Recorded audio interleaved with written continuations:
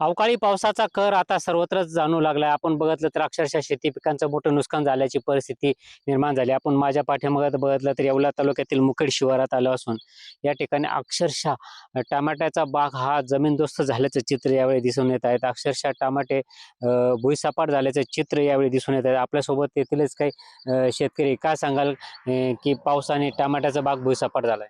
काल आहे ना 3-1 वाजल्या सुमारास भरपूर पाऊस आला. वारा गारा सगळा नुसता टमाटा डायरेक्ट जमीन उद्ध्वस्त झाला. पहिली गोष्ट टमाट्याला एक तर भावच नाही.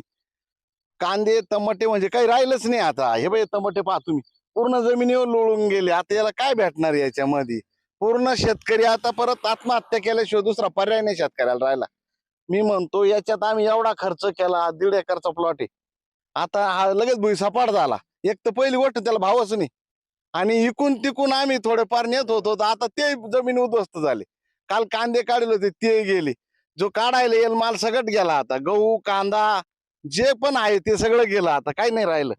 आता तुम्हाला सांगतो शेतकऱ्याला आत्महत्या केल्याशिवाय दुसरा पर्याय नाही. असं नक्कीच अवकाळी पावसाने मोठं नुकसान केल्याची परिस्थिती येवला तालुक्यात देखील दिसून येत असून अक्षरशः टमाट्याचा जो बाग आहे तो भुईसपाट झाल्याचे चित्र यावेळी दिसून येत असून शेतकरी मोठा चिंतित असल्याचं चित्र देखील दिसत आहे. नरेंद्र बाटावजे, महाराष्ट्र न्यूज, येवला.